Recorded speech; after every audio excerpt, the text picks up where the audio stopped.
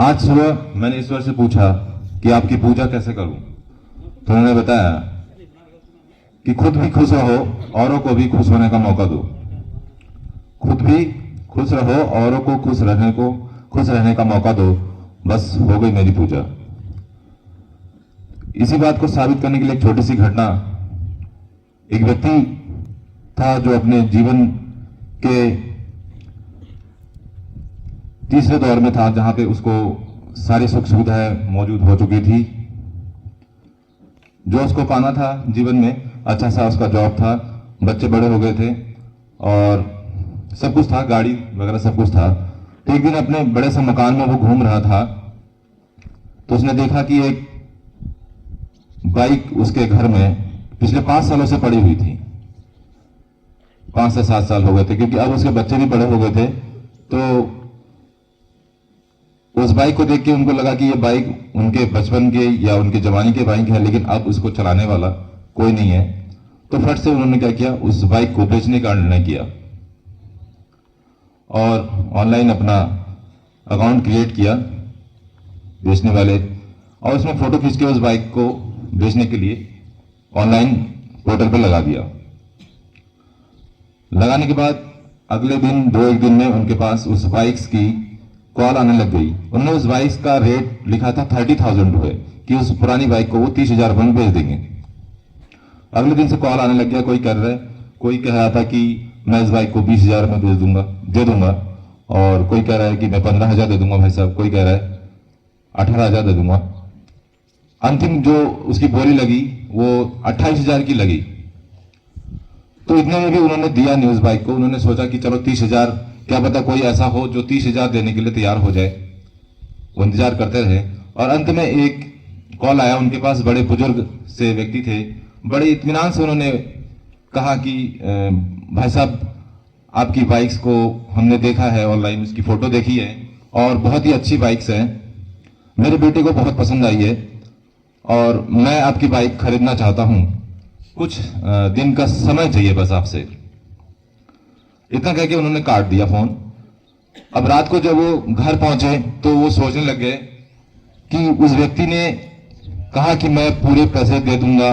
कुछ समय उन्होंने मांगा, बाइक उनको पसंद आ गई, उनका एक बेटा था, उनके मन में कोई संदेह उत्पन्न हुआ कि आखिर क्या है मामला। तो उन्होंने अगले दिन फिर उस व्यक्ति को कॉल किया और पूछा कि क्या आप बाइक लेना चाहते हैं। तो उन्होंने कहा हाँ, मैं बाइक लेना चाहता हूं, बस आप मुझे कुछ दिन का समय दे दीजिए।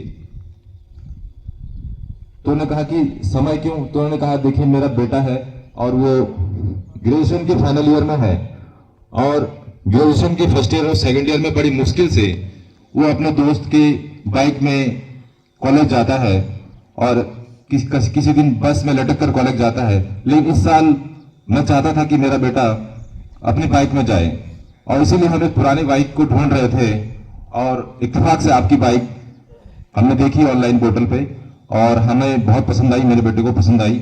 लेकिन थोड़ा सा पैसे कम है और मैं उस पैसे को जुगाड़ करने के लिए कुछ बेचने की सोच रहा हूं, तो आप मुझे 2-4 दिन का समय दे दीजिए, मैं इस बाइक को अपने बेटे के लिए लेना चाहता हूं।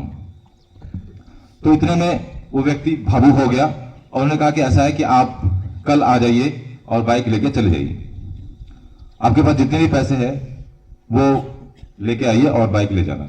तो ऐसा कह के उन्होंने फोन काट दिया। अगले दिन जब वो व्यक्ति और उसका पुत्र उठे और बाइक लेने के लिए घर से निकलने लगे, तो उन्होंने एक बार सोचा कि हमारे पास तो पूरे पैसे है नहीं, जबकि उस बाइक का जो कीमत थी वो 30,000 रुपये उन्होंने बोला था, तो उनके पास 20,000 रुपये थे। तो उन्होंने सोचा कि एक बार निकलने से पहले एक बार और कॉल कर लिया जाए। क्या उन्होंने ऐसे ही तो नहीं कह दिया, मजाक तो नहीं कर दिया कि 30,000 की बाइक 20,000 में कैसे कोई दे सकता है।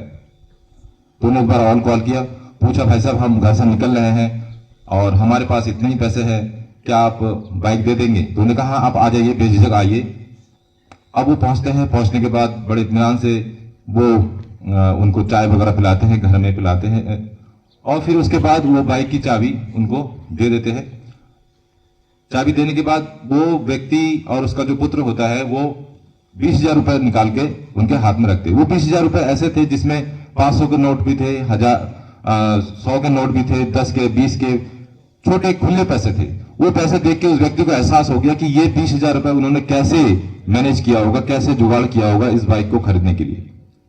तो उस समय उस व्यक्ति को इतना खुशी हुआ कि आज वो बाइक जो 30,000 की थी, उन्होंने 20,000 में देते हुए उनको 10,000 का आर्थिक नुकसान हो रहा था, लेकिन क्योंकि वो बाइक एक ऐसे व्यक्ति के पास जा रही थी जिसको अपने बेटे के लिए उस बाइक की बहुत ज्यादा जरूरत थी, इसलिए उस व्यक्ति को जो बाइक को बेच रहा था 10,000 रुपए नुकसान होने के बाद भी एक दिल में एक अजीब सी खुशी उसको महसूस हो रही थी। ऐसी खुशी उसको शायद आज से पहले कभी महसूस नहीं हुई थी। तो उन्होंने जाते वक्त उन पिता पुत्र को दोबारा से बुलाया और बुला के फिर अपनी तरफ से 500 रुपए दिया और 500 रुपए देके कहा कि आप ये 500 रुपए रखिए, जाते वक्त अपने घर के लिए कुछ मिठाई वगैरह भी लेके जाना।